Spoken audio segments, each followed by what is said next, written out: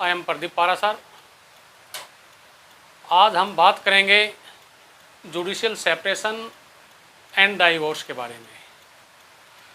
हमारे समाज में विवाह को एक संस्कार माना गया है और वैवाहिक संबंध को एक पवित्र बंधन माना गया है, जिसे दैवीय बंधन भी कहा जाता है। हमारे समाज के अंदर विवाह को 7 जन्मों का बंधन माना जाता है और कहा जाता है कि पति पत्नी एक दूसरे के पूरक है। इसीलिए पति को भरतार और पत्नी को भार्या और पति को परमेश्वर तथा पत्नी को अर्धांगिनी के रूप में माना जाता है।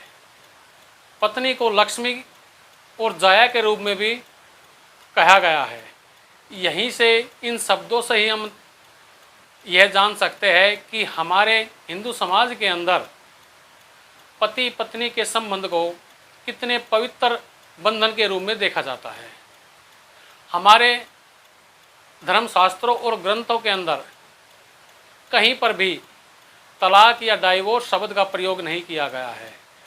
हमारे समाज के अंदर वैवाहिक बंधन को तलाक के रूप में कहीं भी आज्ञा नहीं दी गई है। हमारे बंधन जो वैवाहिक बंधन में बनते हैं, यह कहा जाता है कि जिस घर में डोली जाती है उसी घर से उस औरत की अर्थी निकली जाती है। तो लेकिन समय के साथ साथ हमारे समाज में भी परिवर्तन होता गया।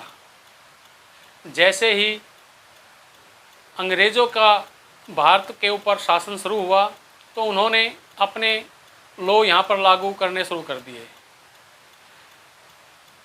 1955 में हिंदू विवाह अधिनियम के तहत विवाह से संबंधित अधिनियम बनाया गया और उसमें विवाह से संबंधित धाराओं का मिश्रण किया गया।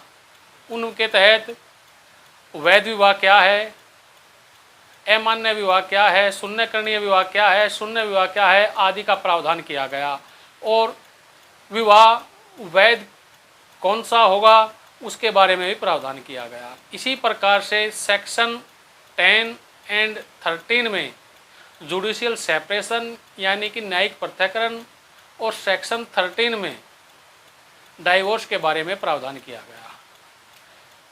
इनमें बताया गया कि दंपति कैसे न्यायालय द्वारा न्यायिक पृथक्करण या फिर विवाह विच्छेद की डिक्री प्राप्त कर सकते हैं। न्यायिक पृथक्करण यानी जुडिशियल सेपरेशन और डाइवोर्स, इन दोनों को लेने के लिए यानी इन दोनों की डिक्री को प्राप्त करने के लिए इस अधिनियम में एक से ही आधार दिए गए हैं, लेकिन ये दोनों मूल रूप से भिन्न हैं। विवाह विच्छेद में जैसे ही विवाह विच्छेद की डिक्री पारित होती है तो उसमें वैवाहिक संबंध समाप्त हो जाते हैं और एक दूसरे के ऊपर यानी वैवाहिक संबंध के तहत पति पत्नी के रूप में उनके जो कर्तव्य या अधिकार होते हैं वे समाप्त हो जाते हैं तथा वे अन्य पुरुष या स्त्री के साथ दूसरा विवाह करने के लिए स्वतंत्र होते हैं। लेकिन न्यायिक पृथक्करण के अंदर ऐसा नहीं है। न्यायिक पृथक्करण में वैवाहिक संबंधों का समाप्त नहीं होते। इनमें केवल वैवाहिक संबंध स्थगित यानी निलंबित हो जाते हैं। जुडिशियल सेपरेशन के बारे में हम एक अलग वीडियो बनाएंगे जिसमें हम बताएंगे कि किस प्रकार से हम डाइवोर्स की डिक्री प्राप्त न करके न्यायिक पृथक्करण की डिक्री प्राप्त कर सकते हैं। डाइवोर्स सेक्शन 13 के तहत इसमें प्रावधान किया गया है। इसे हम 3 आधारों पर बांट सकते हैं। सेक्शन 13(1) के तहत वे आधार दिए गए हैं जिनमें पति और पत्नी दोनों ही इन आधारों पर डाइवोर्स के लिए पिटीशन फाइल कर सकते हैं। सेक्शन 13(2) के तहत केवल पत्नी को ही वे आधार दिए गए हैं जिनके आधार पर वह डाइवोर्स के लिए पिटीशन फाइल कर सकती है। और सेक्शन 13B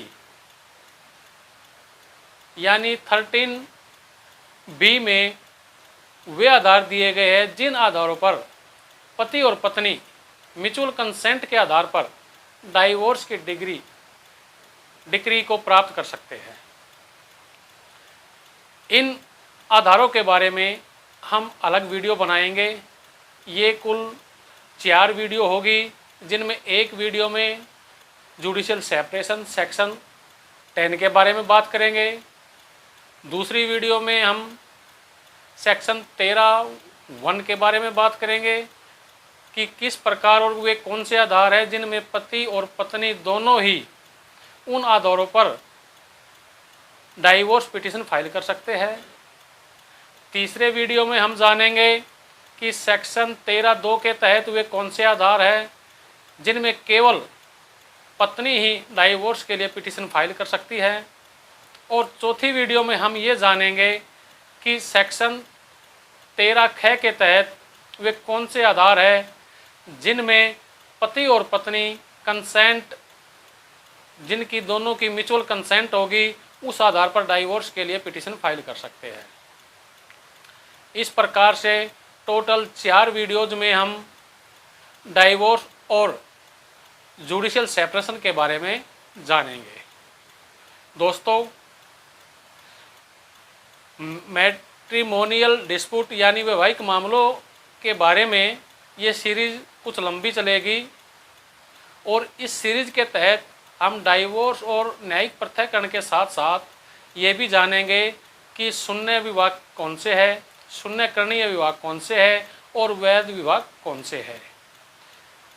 दोस्तों, आप अपना प्यार इस चैनल के प्रति ऐसे ही बनाए रखें और ज़्यादा से ज़्यादा इस चैनल को देखते रहिए, ज़्यादा से ज़्यादा सब्सक्राइब, लाइक और शेयर करते रहिए। धन्यवाद।